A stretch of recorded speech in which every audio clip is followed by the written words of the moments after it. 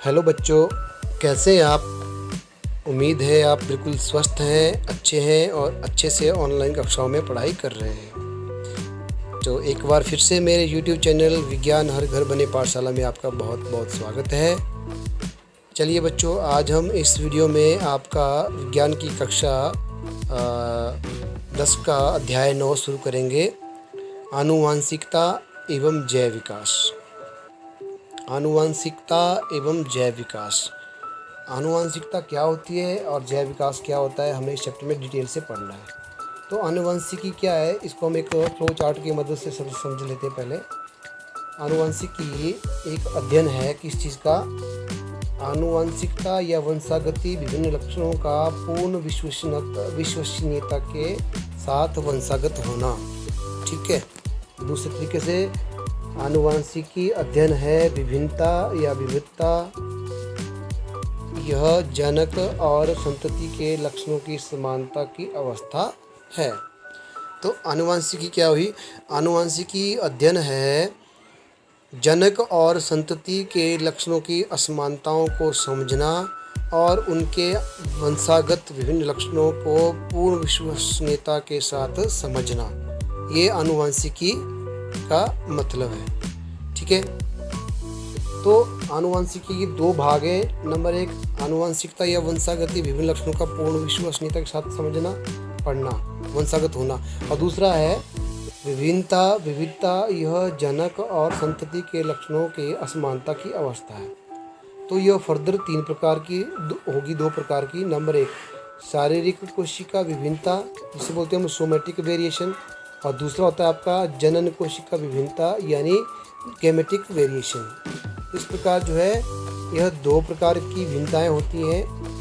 अब हम 1 बाय 1 को पढ़ लेते हैं। तो जो हमारा सोमेटिक या शारीरिक कोशिका विभिन्नता होती है, यह कहाँ होती है? यह शारीरिक कोशिका में आती है, जबकि गेमेटिक और जेनेटिक विभिन्नता होती है, यह हमारी जनक कोशिकाओं में आती है। दूसरा, जो शारीरिक कोशिका विभिन्नता होती है, यह अगली पीढ़ी में स्थानांतरित नहीं होते हैं, जबकि दूसरी वाली जो है यह अगली पीढ़ी में स्थानांतरित होते हैं। अब शारीरिक कोशिका विभिन्नता जो है जैव विकास में सहायक बिल्कुल नहीं है, जबकि जनन कोशिका विभिन्नता जैव विकास में सहायक है। शारीरिक कोशिका विभिन्नता में उपार्जित लक्षण भी कहा जाता है, इन्हें उपार्जित लक्षण भी कहा जाता है, जबकि जनन कोशिका विभिन्नता को आनुवंशिक लक्षण कहा जाता है। ठीक है बच्चों, तो ये आपको दोनों का डिफरेंस समझ आ गया होगा। और दोनों क्या होती हैं? शारीरिक कोशिका विभिन्नता और जनन कोशिका विभिन्नता। यानी शारीरिक तौर पे जो विभिन्नता आती है वो, और जेनेटिक रूप से जो विभिन्नता आती है वो। अब शारीरिक विभिन्नताओं का एक उदाहरण है कानों में छेद करना और कुत्तों में पूंछ काटना। तो ये हमारे शारीरिक कोशिका विभिन्नता, यानी हम अपने आप जो है शरीरों के अंदर जो है बदलाव लाते हैं वो है। जैसे कानों में हम छेद करते हैं, कुत्तों में पूंछ काट देते हैं। जबकि जो जेनेटिक विभिन्नता होती है, जेनेटिक विभिन्नता होती है वो क्या है? मानव के बालों का रंग, मानव की शरीर की लंबाई। तो ये आप अपने आप नहीं कर सकते हो, यह जेनेटिकली होती है। तो मानव के बालों का रंग, मानव के शरीर की लंबाई अपने आप होती है। तो इस प्रकार जो है ये होगी आपकी शारीरिक कोशिका विभिन्नता और जनन कोशिका विभिन्नता। ये दोनों ही आपको अच्छी तरह समझ आ गई होगी। चलिए अब हम इसके आगे बढ़ते हैं। अब जनन के दौरान विभिन्नताओं का संचयन किस प्रकार होता है ये देख लेते हैं। जब भी जनन होता है, नए जीव का प्रादुर्भाव होता है, यानी जेनेटिकल जनन होता है नए जीव का, तो कौन कौन सी विभिन्नताएं आती हैं तो देख लेते हैं। अब जनन द्वारा परिलक्षित होती हैं जेनेटिक विभिन्नताएं, चाहे वो जंतु हो, चाहे वो पौधा हो, चाहे वो प्राणी हो।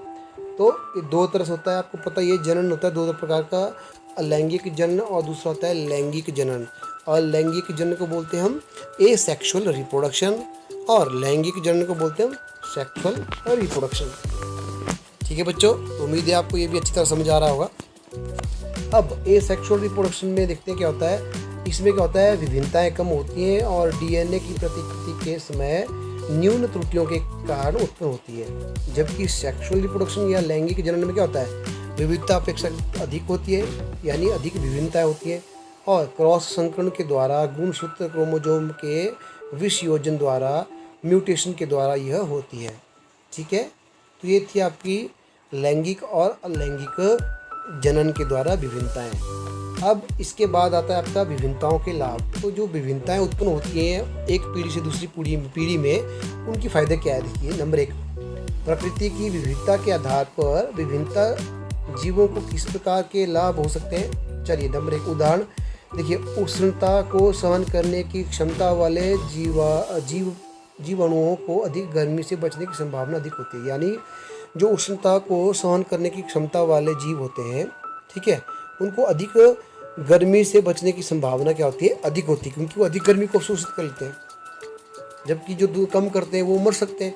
जो गर्मी को अवशोषित नहीं कर सकते, सहन नहीं कर सकते, उनकी जो वहाँ पे नाश हो सकता है, उनकी प्रजातियाँ नष्ट हो सकती है।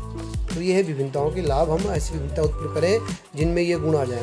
उसके बाद पर्यावरण कारकों द्वारा उत्तम परिवर्त का चयन करके विकास क्रम का आधार बनाता है। ठीक है, इसके बाद स्वतंत्र, फ्री, अरेबल एवं जुड़े कर्णपाली, यानी फ्री, इरेलेबल और जुड़े कर्णपाली।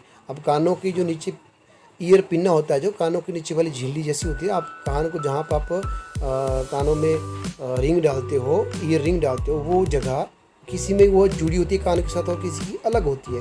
तो ये क्या है, ये है भिन्नताओं के लाभ और मानव में समष्टि में पाए जाने वाले 2 परिवर्तन हैं। ये मानवों में 2 तरह के परिवर्तन पाए जाते हैं। तो इसी तरह आंखों भी देखोगे आपने, जो चाइनीज़ आंखें होती है, लोग होते हैं, उनकी आंखें किस तरह से होती है और आपकी आंखें किस तरह से होती है।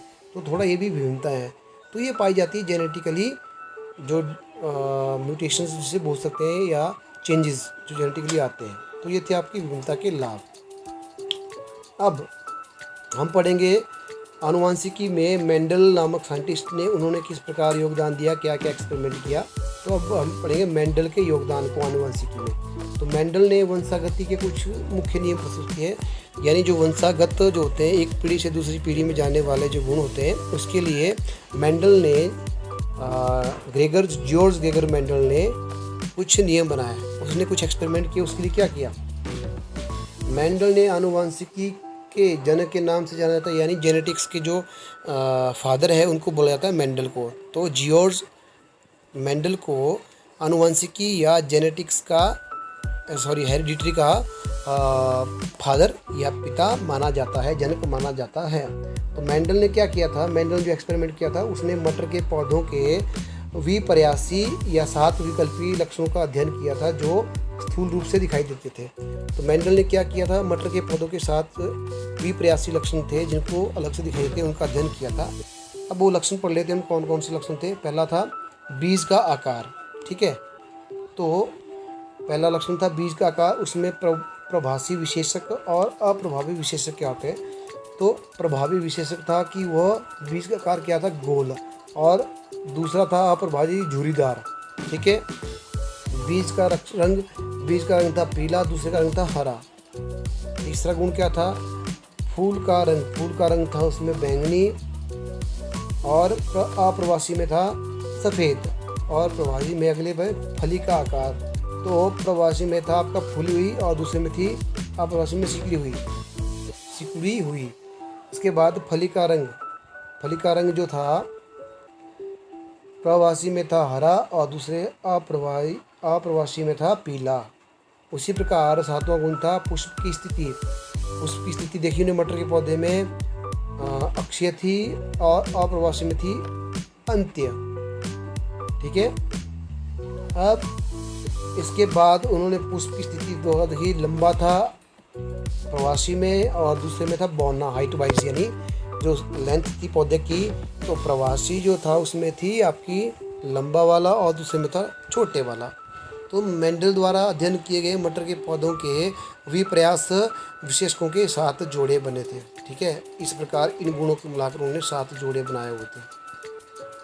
ठीक है, चलो अब मटर ने जो जिन पौधों का चयन किया था उनको देख लेते हैं। मेंडल ने जिन पौधों का चयन किया हुआ था वो देख लेते हैं हम। एक मिनट, हाँ ये वाला। तो मेंडल ने जिन पौधों का चयन किया हुआ था वो थे नंबर 1, मटर के पौधों में विपर्यासी विकल्पी लक्षण स्थूल रूप से दिखाई देते थे। उन्होंने ऐसे पौधे चुने जिनमें यह विपर्यासी लक्षण थे वह स्थूल रूप से दिखाई देते थे, यानी आराम से दिखाई देते थे। नंबर 2, इनका जीवन काल छोटा था, यह बहुत कम समय तक जीते थे। नंबर 3, सामान्यतः यह स्वपरागण होता था, परंतु कृत्रिम तरीके से परपरागण भी कराया जा सकता था। तो सामान्यतः इन पौधों में नेचुरल रूप से जो फर्टिलाइजेशन होती थी, यानी परपरागण स्वपरागण होता था, परंतु इनको आर्टिफिशियल तरीके से भी परपरागण कराया जा सकता था। अगला, एक ही पीढ़ी में अनेक बीज बनते थे। तो ये मेंडल ने जो पौधे चुने उनके गुण इस प्रकार उन्हें रखे हुए थे।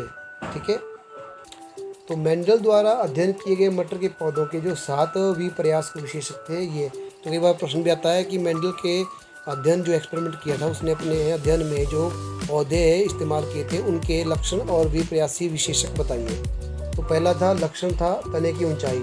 तने की ऊंचाई में विपर्यासी विशेषक थे लंबा और बौना। दूसरा था फूल का रंग।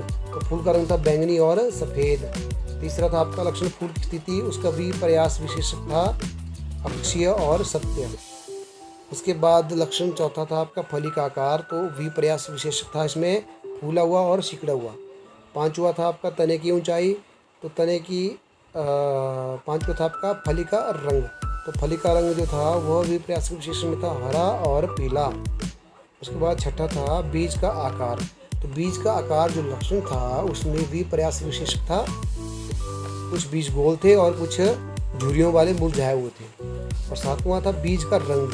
तो बीज का रंग जो लक्षण है उसमें विपर्यास विशेषक था पीला और हरा। तो इस प्रकार जो है मेंडल ने जो 7 मटर के पौधे इस्तेमाल किए उनके विपर्यास विशेषक इस प्रकार थे। ठीक है, अब उसके बाद आता है आपका एकल संकरण यानी मोनो हाइब्रिड। तो उसके बाद मोनो हाइब्रिड उन्होंने किस प्रकार बनाया, किस प्रकार उन्होंने द्वि हाइब्रिड बनाया वो हम पढ़ेंगे। पहला था मोनो हाइब्रिड या एकल संकरण। तो मटर के 2 पौधों के एक जोड़ी विकल्पी लक्षणों के मध्य, यानी उन्होंने क्या किया मेंडल ने मटर के 2 पौधों की एक जोड़ी ली और उनके विकल्पी लक्षणों के मध्य क्रॉस संकरण यानी क्रॉस पॉलिनेशन कराई या क्रॉस म्यूटेशन बोलते हैं या क्रॉस फर्टिलाइजेशन बोलते हैं वो कराई। और एकल संकर क्रॉस कहा जाता है जिसको हम एकल संकर क्रॉस कहते हैं वो बनाया। तो उदाहरण के लिए उन्होंने क्या किया, लंबे पौधों को बौने पौधों के साथ क्रॉस कराया। ठीक है, जो इनका मोनो हाइब्रिड क्रॉस देख लेते हैं। लंबा पौधा और बौना पौधा। लंबे पौधों के लिए जो लेटर उन्होंने लिया वो था टॉल, टी। एक जोड़ा था ये टॉल का, तो 2 टी होगी, इनको लिखा गया टी के बड़े कैपिटल टी के, और बौने पौधों को लिखा गया स्मॉल टी से। तो जब कैपिटल टी को स्मॉल टी से क्रॉस कराया यानी बौने पौधों को लंबे पौधों से, तो क्या बना देखिए, एक टी इधर को आगे बढ़ी, एक इधर आ गई और एक स्मॉल टी इधर से एक इधर से। तो आगे जब क्रॉस बना तो एक टी बड़ी और एक टी छोटी आई इधर से। ठीक है, फिर दूसरा क्या बना, दूसरा भी आपका वही बना, एक टी इधर से बड़ी और दूसरी टी इधर से आई। अब तीसरा क्रॉस क्या बना, एक बड़ी टी और तीसरी भी छोटी टी। और चौथा भी उन्होंने बनाया एक बड़ी टी और दूसरी छोटी टी। तो इसमें सभी पौधे जो बने वो बने आपके एक बड़ा एक छोटा, एक जोड़े बना। इसका मतलब हुआ सभी पौधे क्या थे, लंबे पौधे बने। तो इसमें जो डोमिनेंट कैरेक्टर है वो है कैपिटल टी, बड़ा लंबा पौधा ये है डोमिनेंट। ठीक है, तो इसने दूसरे पौधे को क्या किया, रिसेसिव किया। पहला था डोमिनेंट, दूसरा होता है रिसेसिव। तो डोमिनेंट पौधे के ही हमेशा गुण आते हैं। अब आपको पता ही है, आप बच्चों में भी कुछ बच्चे डोमिनेंट होते हैं और कुछ रिसेसिव होते हैं। डोमिनेंट का मतलब क्या होता है, जो अपने आप हमेशा अपने टांग ऊपर रखते हैं उनको बोलते हैं डोमिनेंट बच्चे। डोमिनेंट क्या करते हैं, हमेशा दूसरों को डोमिनेट करते हैं। तो वैसे ही ये जो डोमिनेंट गुण होते हैं ये रिसेसिव गुणों के ऊपर क्या करते हैं, प्रभावी रहते हैं। तो इसमें जो छोटा पौधा था, बौना पौधा था, वो था रिसेसिव और डोमिनेट था बड़ा, तो इसलिए आगे भी डोमिनेट ही बने। ठीक है, फिर उन्होंने क्या कराया, F1 और F1 को उन्होंने लंबे पौधों को और बौने पौधों को दोबारा से कराया। इसमें क्या किया उन्होंने, लंबा पौधे के दोनों टी और स्मॉल पौधे के दोनों टी उन्होंने लिए। अब इसमें जो हमारे पहले संकलन में प्राप्त हुए हमें 4 पौधे, उसमें से 2 का उन्होंने क्रॉस करा दिया, लंबे यानी capital T small T, capital T small T. तो इसमें क्या बने, देखिए इसमें कैपिटल टी और कैपिटल टी बना के लंबा पौधा बन गया। फिर कैपिटल टी और स्मॉल टी का एक लंबा पौधा बना। उसके बाद स्मॉल टी और कैपिटल टी का भी एक लंबा पौधा बना। फिर उसके बाद बनी आपकी स्मॉल टी और स्मॉल टी, यानी दो आपकी दोनों टी स्मॉल होगी, तो ये बना बौना पौधा। तो ये हुई आपकी F1 जनरेशन। जब उन्होंने F1 जनरेशन को क्रॉस कराया तब एक 3 डोमिनेंट बने लंबे पौधे और एक छोटा पौधा। तो इस प्रकार जो है एकल संकरण द्वारा उन्होंने मोनोहाइब्रिड क्रॉस कराया।